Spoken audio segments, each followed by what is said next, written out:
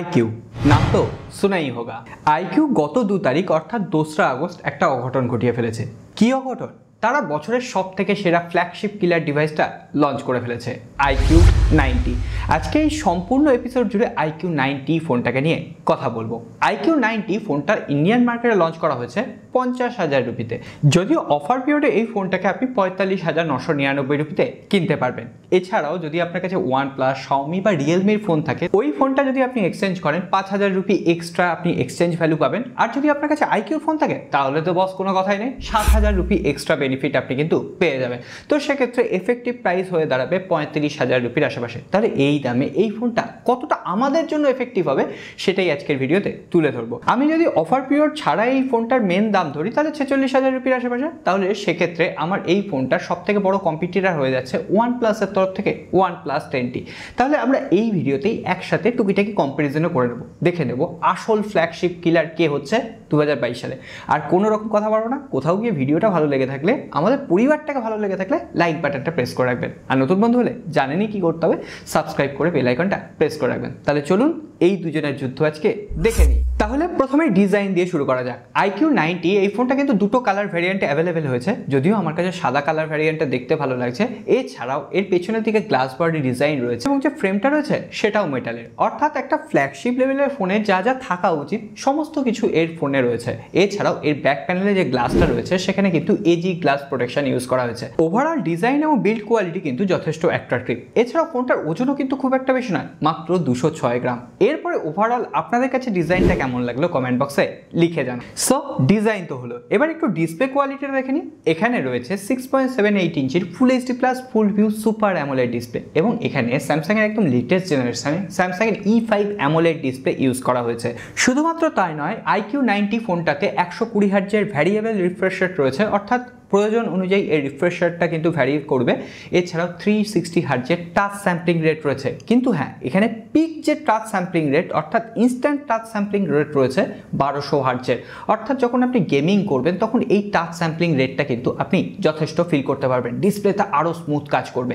যাই হোক, এছাড়াও 1500 নিটসের পিক ব্রাইটনেস রয়েছে, যেটা ডাইরেক্ট সানলাইটে গেলেও বিন্দুমাত্র আপনার ভিজিবিলিটি অভাব হবে না। আমি বারবার বলছিলাম না, iQOO 90 ফোনটার কথা বলতে গেলে তার সব থেকে বড় কম্পিটিটর OnePlus 10T ফোনটার কথা চলেই আসে। OnePlus 10T এই ফোনটার ডিসপ্লেতে কিন্তু বেশ কিছুটা কম্প্রোমাইজ আপনাকে করতে হবে। প্রথমত 6.7 ইঞ্চির ডিসপ্লে ঠিকই, কিন্তু সেটা স্যামসাং এর E4 অ্যামোলেড প্যানেল। আমরা iQOO 90-তে E5 পাচ্ছি, অর্থাৎ এক জেনারেশন এগিয়ে গেছে কিন্তু iQOO 90। এছাড়াও আমি যদি পিক ব্রাইটনেসের কথা বলি, OnePlus-এ কিন্তু 1300 নিটসের পিক ব্রাইটনেস রয়েছে, iQOO-তে রয়েছে 1500 নিটস। এছাড়াও টাচ স্যাম্পলিং রেট সেটাও কিন্তু iQOO আপনাকে বেটার দিচ্ছে। কিন্তু হ্যাঁ, iQOO যদি মাল্টিমিডিয়া সেকশন নিয়ে কথা বলি তাহলে সেখানে ডুয়েল স্পিকার আপনি অ্যাভেলেবেল পাবেন এবং যথেষ্ট ভালো বেস রয়েছে, ট্রিবল রয়েছে, ইনস্ট্রুমেন্টালগুলো যথেষ্ট ক্লিয়ার ছিল। এছাড়াও ডিসপ্লে কালার কিন্তু যথেষ্ট পাঞ্চি। এছাড়াও স্যামসাং এর ডিসপ্লে, এটাকে নিয়ে নতুন করে কিছু বলার নেই। এছাড়াও বেজেললেস ডিসপ্লে হয়, আপনি মাল্টিমিডিয়া এক্সপিরিয়েন্সের সম্পূর্ণ ফায়দা আপনি এখান থেকে নিতে পারবেন। আচ্ছা বলুন তো, আমরা ফ্ল্যাগশিপ কিলার স্মার্টফোন কেন কিনি? হ্যাঁ, আমরা সব থেকে কম প্রাইস পয়েন্টে সব থেকে সেরা পারফরমেন্সটা পাবো বলে। iQOO 90ও কিন্তু তার একটু অন্যথা হয়নি। কোয়ালকম স্ন্যাপড্রাগন 8+ Gen 1 চিপসেট দিয়ে ফোনটাকে লঞ্চ করা হয়েছে। এখনো পর্যন্ত এই বছরের সব থেকে পাওয়ারফুল চিপসেট। OnePlus এর ক্ষেত্রেও আপনি কিন্তু ওই একই চিপসেট পেয়ে যাবেন, কিন্তু হ্যাঁ iQOOর যে Antutu বেঞ্চমার্ক 1 মিলিয়নের উপর এসছে। এছাড়াও iQOOতে রয়েছে DDR5 RAM, UFS 3.1 storage type, অর্থাৎ পারফরমেন্সে কোথাও কার্পণ্য করা হয়নি ফোনটার ক্ষেত্রে। তবে হ্যাঁ, OnePlusও আপনাকে ভালো পারফরমেন্স দেবে, তবে একটা জায়গায় iQOO বাজিমাত করে দেবে। iQOOতে দুটো প্রসেসর ইউজ করা হয়েছে, একটা তো বললাম কোয়ালকমের প্রসেসর, আর একটা এখানে ইউজ করা হয়েছে V1+ চিপসেট। আমি ভিভো X80 ফোনটা যখন রিভিউ করেছিলাম X80 Pro, তখন কিন্তু ভিভো V1 চিপটার কথা বলেছিলাম। এখানে সেই একই চিপসেটটা ইউজ করা হয়েছে। এই চিপটা কি কাজে লাগে না, ক্যামেরায় যখন আপনি ছবি তুলবেন সেই ছবিটাকে এনহ্যান্স করার কাজে লাগে। এছাড়াও এই যে ডিসপ্লেটা, সেই ডিসপ্লের গ্রাফিক্সকে এনহ্যান্স করার কাজে লাগে। এছাড়াও এই যে চিপটা সেটা কিন্তু গেমিংয়ের ক্ষেত্রে আরও ভালো এক্সপিরিয়েন্স প্রোভাইড করে। তো সেক্ষেত্রে গেমিং পারফরমেন্সের দিক থেকে এক ধাপ এগিয়ে থাকছে OnePlus এর থেকে iQOO। আপনারা ওই প্রাইস পয়েন্টে সব থেকে গেমিং ডিভাইস চাইছেন, তো সেক্ষেত্রে অবশ্যই iQOO 90 আপনাদের প্রায়োরিটি হওয়া উচিত। এছাড়াও ভিভো V1+ যে চিপসেটটা, সেটা কিন্তু ধরুন আপনি 60 হার্টজে গেম প্লে করছেন, ওটাকে কিন্তু এনহ্যান্স করে 90 হার্টজে গেম প্লে করতে পারে, অর্থাৎ গেমারদের জন্য কিন্তু সস্তায় পুষ্টিকর iQOO 90।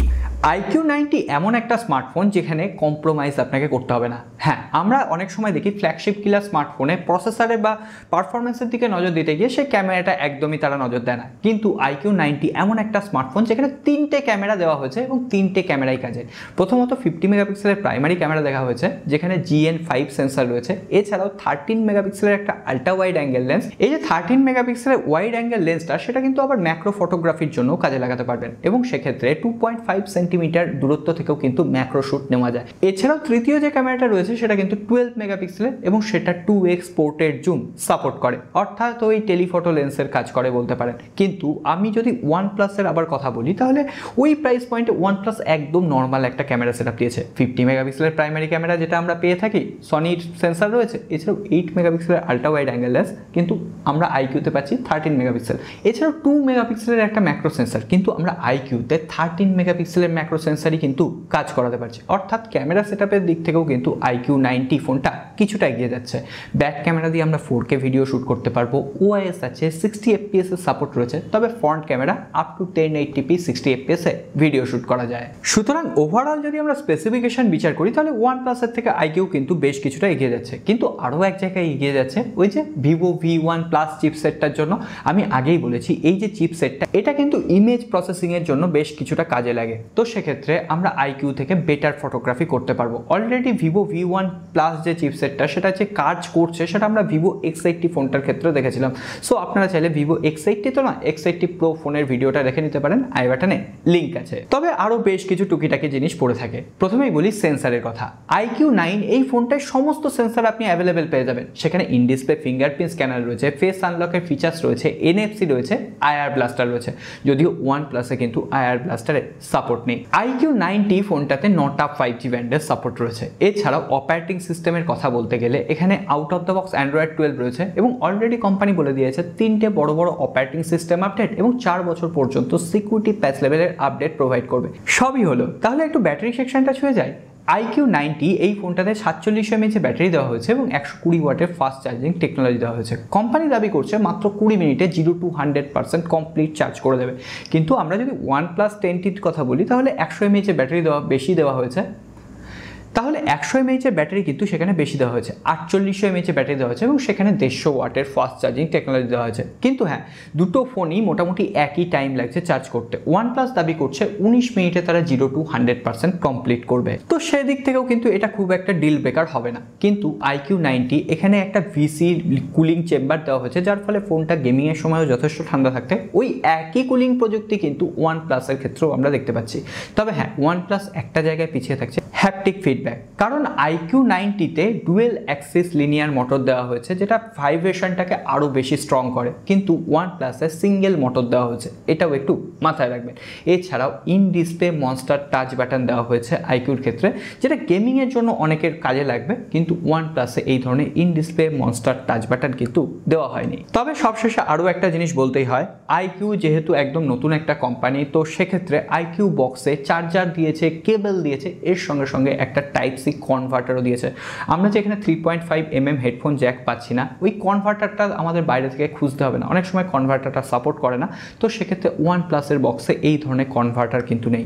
তো এই ছোট ছোট বেশ কিছু পদক্ষেপের জন্য iQOO কিন্তু অনেকটাই এগিয়ে যাচ্ছে। তো এখন আপনারা প্রশ্ন করতেই পারেন, ওই একই দামে তো iPhone 12ও অ্যাভেলেবেল, তাহলে iPhone 12 নেওয়াটা কি ঠিক হবে? প্রথমত বলি, iPhone 12-এর থেকে অনেক বেটার ডিসপ্লে iQOO 90-তে আপনারা পেয়ে যাবেন। এছাড়াও আইফোনে মাত্র 1815 mAh ব্যাটারি রয়েছে, 20 ওয়াটের চার্জার রয়েছে, যেটা আইফোনকে চার্জ করতে প্রায় 1.5 ঘন্টা লাগিয়ে দেবে।